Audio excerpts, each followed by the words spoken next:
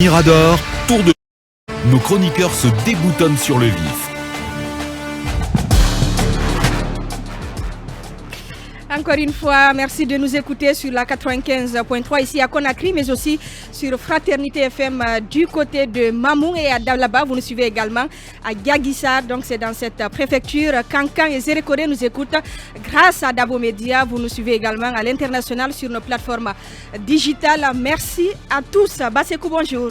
Bonjour Harissatou, bonjour à tous. Bienvenue, et après un numéro anti-corruption, on a un numéro anti-arnaque et tracasserie policière. Effectivement, c'est le 610 0003 03, je reviens sur le numéro, le 610 0003 03 pour les citoyens qui constatent des tracasseries, des actes d'escroquerie, des violations de droits, en tout cas orchestrés par les fonctionnaires donc, de police indélicats qui violent les statuts spéciaux et du code de déontologie de la police à l'égard donc vis-à-vis des citoyens. Sont désormais, ces citoyens ont donc la possibilité désormais de se rendre à l'inspection donc générale de police du côté du ministère de la Sécurité et de la Protection civile ou de composer ce numéro. Alors c'est un communiqué du ministre Bachir qui le précise, un communiqué qui a été... Il est déterminé, hein, Bachir, à aller jusqu'au bout de cette lutte contre l'arnaque. Oui. Mais en même temps, ça fait beaucoup de numéros.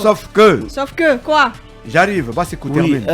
Pour le dire, en fait, il dit, selon le communiqué, selon les termes de communiqué, il dit depuis son arrivée avoir constaté que les tracasseries, les actes d'arnaque, d'escroquerie, notamment... Il a prévenu, mais ça ne cesse pas. Continue au niveau donc, des citoyens, malgré les campagnes de sensibilisation, notamment qui ont été menées dans les réunions, au niveau des réunions de cabinet, autour de la montée des couleurs, et même dans les unités, des informations, des sensibilisations ont été menées pour amener notamment les fonctionnaires de police, notamment à renoncer à ces pratiques d'arnaque. Dans la circulation, vous constatez, des citoyens se font souvent interpeller, même si vous présentez l'ensemble des documents, eh bien il y a un agent de police indélicat qui vient, qui vous demande, donc qui vous suture l'argent.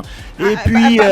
Bassekou, en même temps, s'ils ne sont pas dans de bonnes conditions, on ne peut pas le justifier, Harissatou, on ne peut pas le justifier. Ils sont misérables, les conducteurs de taxi moto aujourd'hui, ces policiers. Les conducteurs de taxi moto, par exemple, dans la circulation, sont les principales victimes, notamment de ces pratiques d'arnaque, d'escroquerie dans la circulation, et même des éléments parfois, des unités de BAC aujourd'hui qui sont installées, bien se livrent à des pratiques comme ça. Parfois, les citoyens se plaignent fréquemment de ces actes-là, mais malheureusement, ce sont des pratiques qui ont continué. Donc, puisqu'on a mené des campagnes de sensibilisation dans les réunions de cabinet et au niveau, et même dans des campagnes de sensibilisation ont été menées et que les pratiques continuent, finalement, donc le ministre est passé à la vitesse supérieure en informant les citoyens que désormais vous avez la possibilité de saisir l'inspection générale donc, de police donc, qui est basée du côté du ministère de la Sécurité et de la Protection civile à Koléa, ou encore vous composez simplement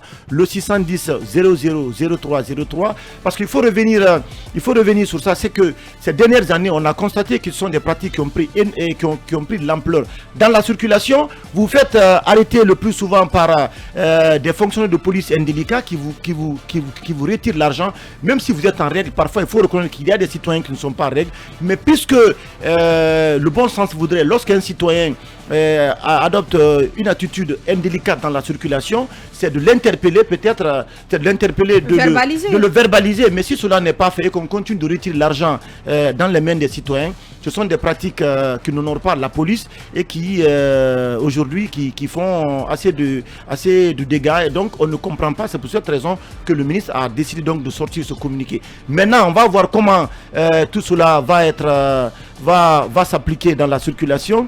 Mais je sais que mon cher ami Lincoln déjà a été victime de ces pratiques dans la circulation. Mais on attend comment tout cela va s'appliquer sur le terrain. Avant mon bonjour, je vais m'inviter. C'est quand même Bachir qui prend la décision. Avant mon bonjour, je m'invite Harissatou.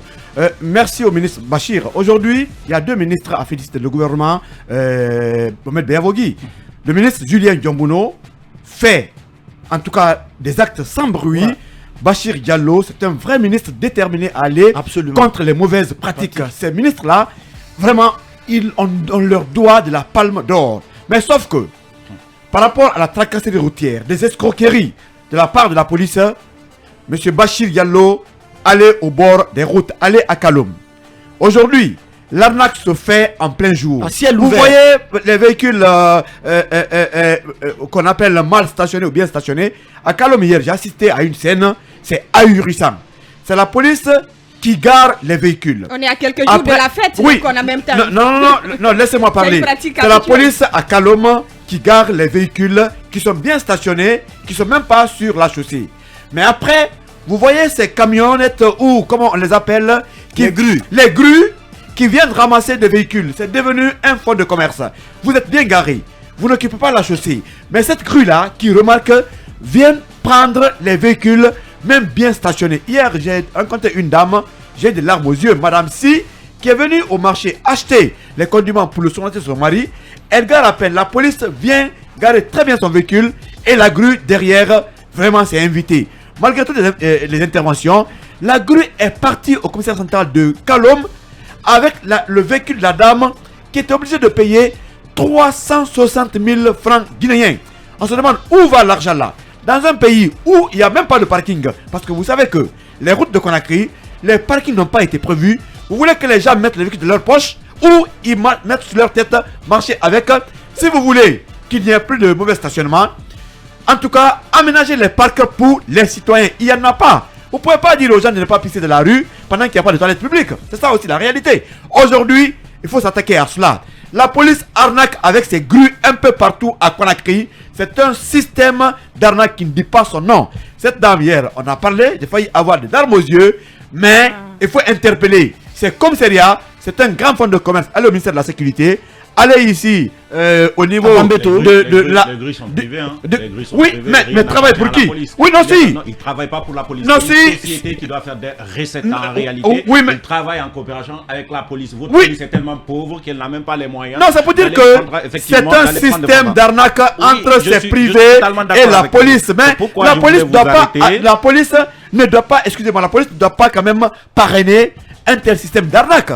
C'est clair. Il ne parraine pas, c'est en collaboration. Oui, non, mais il y a beaucoup de plaintes dans la situation. Les policiers ne peuvent pas te garer et que la police vienne te ramasser. J'ai vu une fois aussi, c'était ici, comment on appelle, près de Plaza Diamond. Une dame assise dans sa voiture.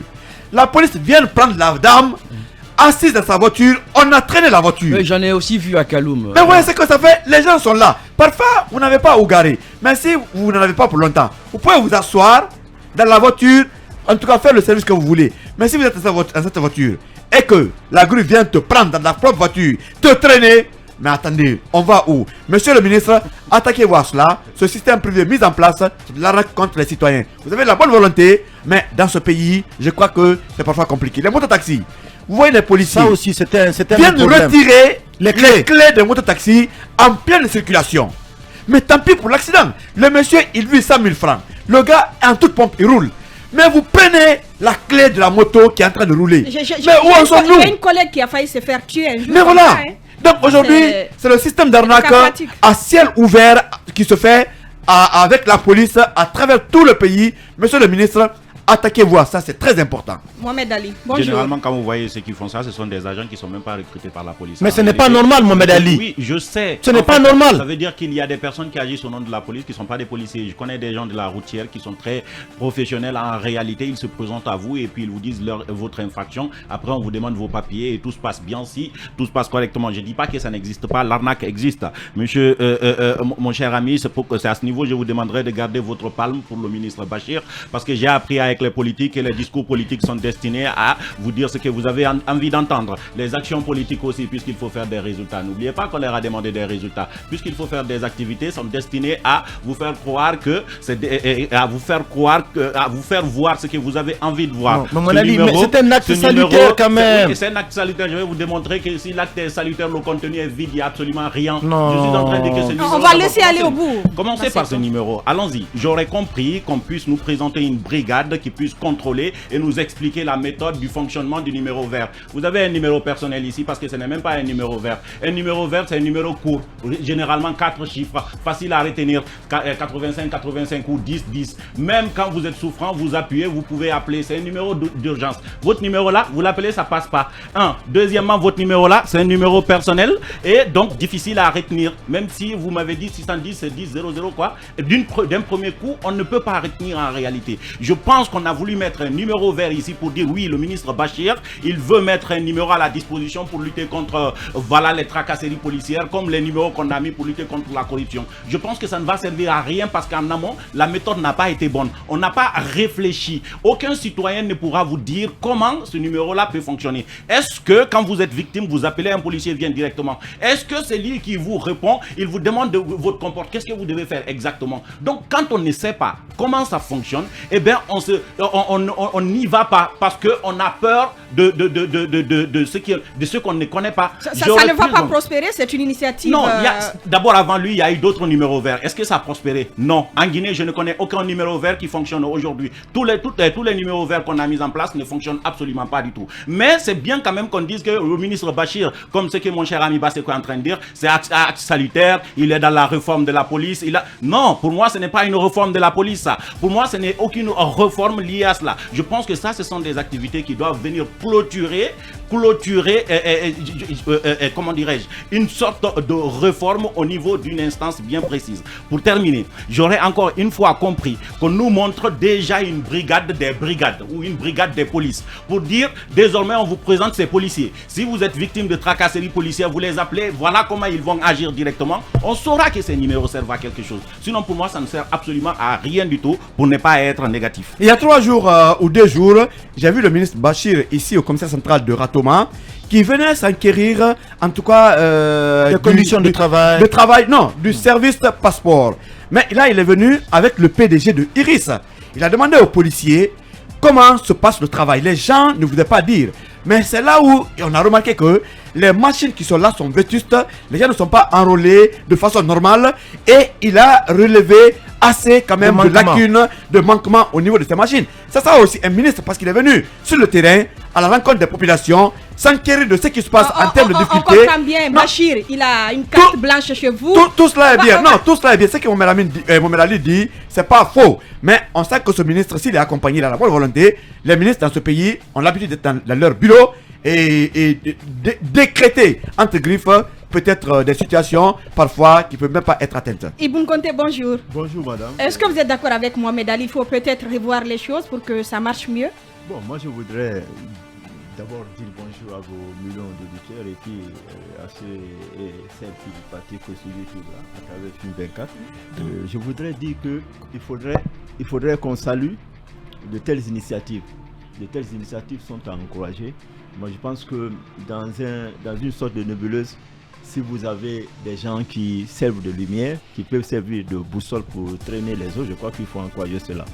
Moi, c'est en cela que je salue la démarche de monsieur le ministre de la Sécurité, parce que je crois que c'est une action salutaire. Parce qu'ils ne sont pas nombreux dans le gouvernement qui posent de tels actes. Il faut mettre la forme. Si la forme n'y est pas, il faut mettre la forme. Mais je crois qu'il y a les numéros verts qui ont marché dans ce peut-être que 115. Vous avez aussi un numéro vert lié à la fraude au niveau de la fonction publique qui marche. Quand vous appelez, c'est un colonel au niveau de la présidence qui décroche. La dernière fois, les étudiants des contractuels qui ont déjà enseigné, qui ont été à la base du sabotage, de la grève des enseignants statutaires réguliers au niveau de la fonction publique qu'on appelle les enseignants contractuels, quand ils ont été presque recalés après le concours d'accès à la fonction publique, quand ils ont appelé ce numéro, ils ont été reçus par le président de la République. Je crois qu'il y a le numéro vert qui marche. La démarche du ministre Bachir, je crois qu'il faut la soutenir, il faut l'encourager. C'est un modèle, pourvu que ce modèle-là serve d'exemple pour les autres ministres. Ils ne sont pas nommés dans le gouvernement qui ont le courage, et pas plus tard qu'hier. On a suivi aussi ce compte rendu au niveau du ministère de la fonction publique. Il y a eu plus de 400 fonctionnaires qui ont été mis à la retraite. Les auditeurs demandent à élever plus la voix, hein. Iboun. Il faut peut-être rapprocher le micro. Notamment à Koumoura. C'est un baril, hein, peut-être. Donc voilà, je voudrais dire que franchement, ce genre d'exemples sont à saluer. Parce que le ministre de la Sécurité a posé un acte salutaire. Moi, je pense qu'il faut soutenir ce acte-là et puis faire en sorte que d'autres ministres copient cet exemple. Et je prenais aussi l'exemple sur le ministre de la fonction publique. Il y a au moins 400 fonctionnaires qui ont été mis à la retraite. Il faut reconnaître que le président Alpha Condé a fait plus de 11 ans. On n'a pas vécu de telles situations. Donc, il y a des ministres modèles dans le gouvernement qu'on peut célébrer comme des champions pourvu que ces ministres puissent se drainer. En fait, moi, je voudrais ajouter... les célébrer, mais en même temps, il faudrait peut-être avoir des réserves. Oui, je voudrais ajouter ceci, Arissatou. En fait, il y a peu de ministres qu'on a connus dans ce pays-là qui reconnaissent les dysfonctionnements, les insuffisances de leur département. Reconnaître, ça ne suffit pas. Attendez, s'il te plaît. Attendez, je ne suis pas en train de faire l'âge de Bachir, mais laisse-moi aller au bout de mon raisonnement. Vous savez, aujourd'hui, sur le terrain, ce que je te dis, tout le monde est d'accord que la police routière, il y a des agents indélicats de la police routière qui font du mauvais travail. Mais quand je dis du mauvais travail, ils font du mauvais travail. Vous comprenez? Ils interpellent parfois les citoyens dans des endroits en réalité où il ne faut pas les interpeller. On crée des bouchons interminables. Des fois, il y a des agents qui sont assis tout simplement en train de faire des tontines au niveau des carrefours. Et pendant ce temps, des embouteillages monstres sont parfois formés. Donc, lui, il est venu aujourd'hui un peu pour essayer de revoir un peu l'ensemble de ces pratiques et proposer des solutions. Donc, un ministre qui vient, qui constate qu'il y a des dysfonctionnements et qui propose donc des initiatives pour essayer donc de régler tout ça. Je pense que si on règle aujourd'hui ces agents, en tout cas, c'est une mesure qui est dissuasive aujourd'hui, parce que lorsqu'un policier désormais vous interpelle et qui veut demander de l'argent dans la circulation, il sait très bien qu'il y a l'inspection générale donc de police qui peut être saisie, ou encore il y a un numéro qu'on peut appeler. Peut-être que Mohamed Ali, peut-être que je suis d'accord avec Mohamed Ali qu'il faut créer une brigade des brigades. Notamment, ce sont des mesures incitatives qu'il faut mettre en place pour essayer d'accompagner cette initiative du ministre Bassir au niveau du ministère de la Sécurité et de la Protection civile. Emmanuel, bonjour. Si je peux placer ceci. Bonjour, Arissa. Parce que mon cher doyen l'a répété. Non, 30 secondes. C'est le même discours que je suis en train d'entendre. Ça a commencé ici, ensuite là. Ils sont tous contaminés. Ce sont des ministres qui se sont distingués. Il faut les féliciter. Moi, je ne connais pas un ministre dans le gouvernement qui ne se distingue pas. Maintenant, il y a ceux qui font du bruit et ceux qui ne font pas du bruit. Moi, je pense que le ministre de la Défense, il travaille. Je pense que le ministre de l'Éducation, Guillaume, il fait des réformes dans son secteur. Le ministre, Dr Diaka, à l'enseignement supérieur, elle fait du travail. Alpha Bakar, il fait du travail, mais c'est qu'il ne fait pas de propagande autour. Donc, il y a des ministres, je ne connais pas un ministre qui ne travaille pas. Il n'y a pas de palme à décerner à aucun ministre encore tant que la transition n'est pas finie, tant qu'il n'y a pas de réforme. Je pense qu'il y a une sorte de populisme qu'on doit mettre au compte du gouvernement. C'est ce que les uns et les autres sont en train de s'illustrer comme étant le directeur général du populisme à l'endroit du gouvernement. C'est-à-dire vous avez vos 30 secondes, quand il sait de quoi je parle, il faut socialiser la population, son esprit tourne vers le gouvernement pour dire ouais, il pose quand même des actes. C'est pas vrai. Il n'y a aucun ministre de la Sécurité qui n'a pas posé une action. Il s'appelle comment? Damanta a posé une action. Il vous dira les réformes qu'il a eu à poser. Le doyen Diané, le vieux Diané, l'ancien policier, il a posé des actions. Moramani, il a posé des actions. Ils ont tous posé des actions. Pour quel résultat? Oui, celui-là. Attendons les résultats. Il n'y a aucun résultat, les gars. Arrêtez de nous. Emmanuel, vous refusez aussi de féliciter, ou vous pensez qu'il faut saluer quand même quand il y a des initiatives comme ça? Bon, je suis entre les deux. J'ai pas envie de féliciter. J'ai quand même aussi envie de reconnaître que c'est un acte, c'est un pas. Et en même temps, j'ai aussi pitié du ministre Bachir, parce que depuis qu'il est venu, il a fait quand même montre d'une certaine volonté. À un moment, on disait même qu'il est venu tellement fâché qu'il ne souriait jamais. Mais je vois quand même un homme qui a beaucoup de volonté, beaucoup d'envie de changer. Malheureusement, il a affaire à une nébuleuse. Une nébuleuse qui s'est développée, qui s'est propagée, qui s'est ancrée. Tout un système, oui. La police routière, c'est vraiment... Excusez-moi, mais c'est pas vraiment l'honneur. Je suis désolé. Tu en sais quelque chose? Non, mais j'en sais beaucoup. Quand on cherche une police professionnelle, ce n'est certainement pas dans la circulation routière en Guinée qu'on va la voir. Mais ça ne va nulle part en Guinée. Non, mais effectivement, et c'est pourquoi... Non, mais la police, c'est encore la gangrène. Je parle d'un corps... Allez à l'hôpital, on vous dira la même chose. Je suis désolé, à l'hôpital, on vous dira qu'on manque de moyens, on manque d'appareils, on manque de ci, on manque de ça. Mais surtout pour les policiers aussi. On manque de quoi? Mais si, c'est cela, on manque de quoi? Non, Emma, attendez. Il manque beaucoup de choses. Attendez. Il y a beaucoup de choses. On va laisser la dotation. En tenue. On va laisser. C'est normal que la police n'ait pas de dotation en tenue. C'est normal. Parce qu'elle ne rapporte rien. La police est devenue un corps dépensier. Elles font des recettes, Emmanuel. Il faut que vous... J'ai écouté, depuis là, je n'ai pas interrompu quelqu'un. La police est un corps dépensier qui ne rapporte rien à l'État alors qu'elle devait rapporter justement. Regardez dans les pays comme au Sénégal.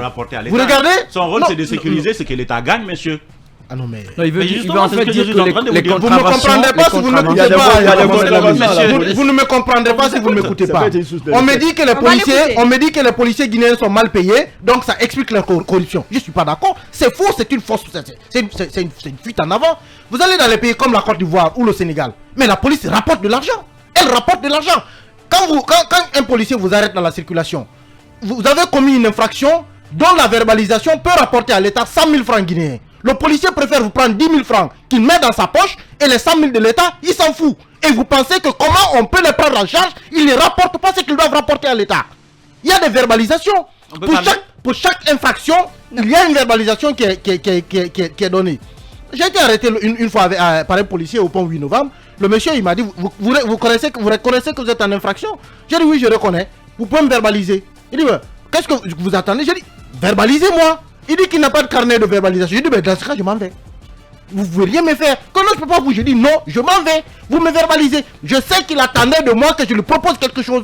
Parce qu'il préfère que ceux qui doivent aller à l'État... Il n'y a jamais de corrompu sans corrupteur. Hein? Ça aussi. Maintenant, si le policier qui vous arrête, parce que vous avez brûlé un feu rouge, il vous verbalise, il vous donne un carnet, vous versez au trésor public, vous pensez que ces recettes ne vont pas permettre au ministère de la Sécurité de les doter en tenue, c'est le département qui doit proposer. C'est le département qui doit mettre à disposition. Le département a tout fait. Attention, ils ont les carnets de verbalisation. Attention, je ne crois pas qu'ils refusent de verbaliser. Non, je ne crois pas. Je ne crois pas. Basekou, ils en ont. Quand Bachir venait d'arriver, les verbalisations, ça se faisait. Quand il venait d'arriver, il était ferme. On verbalisait avec des tickets.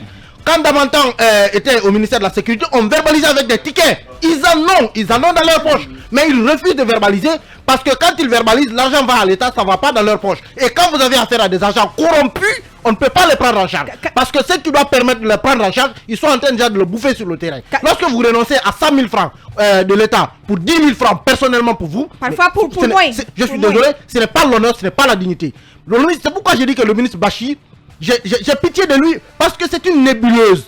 Ce numéro, si vous dites aux gens d'appeler, je suis sûr qu'il ne va pas sonner. Parce que lorsque 2000 personnes appellent à la fois, ça ne sonne pas. À Conakry, vous pouvez avoir... Non, je suis désolé. Vous pouvez avoir en même temps... Non. Mais il faut que tu arrêtes d'aller dans ce sens-là, en fait. 2000 personnes appellent. 2000 personnes n'appellent pas en Guinée un numéro en même temps. C'est pas possible, ça, premièrement. Les numéros verts sont conçus de sorte que beaucoup de personnes puissent appeler si on n'est pas... Ce n'est pas un numéro vert. Oui, mais... Déjà, vous avez vous-même reconnu que ce n'est pas un numéro vert. C'est une ligne directe. Oui. Et une ligne directe... Pourquoi on met une ligne directe à la disposition des citoyens comme un numéro vert? Déjà, c'est manque de professionnalisme. Un numéro vert, oui, justement, vous me rejoignez. Oui, vous êtes en train de dire que ça ne passera pas. Oui, parce que c'est une ligne directe. Et une ligne directe, ça ne passera pas. Une ligne directe. Je vous dis que on peut féliciter le ministre. On peut féliciter le ministre. J'ai dit que on peut féliciter peut-être pour l'initiative. Et je dis qu'il n'est pas le seul à avoir pris des initiatives de ce genre. Mais je suis en train de dire que la façon, la forme, la méthode n'est pas la bonne. Je vous dis que ce n'est pas comme ça. Ça ne marchera pas de cette manière-là. C'est ce que je suis en train de dire aussi, Mohamed Ali. On va laisser continuer. C'est ce que je suis en train de dire aussi, Mohamed Ali. Voilà. Et on va clore le sujet avec vous. C'est un numéro, c'est une ligne directe. Et une ligne directe, même si Lincoln et moi appelons à la fois, à la seconde, votre numéro, ça ne sonnera pas. Mirador, ça va pas sonner. On continue, Mirador. Je parie que ça va sonner.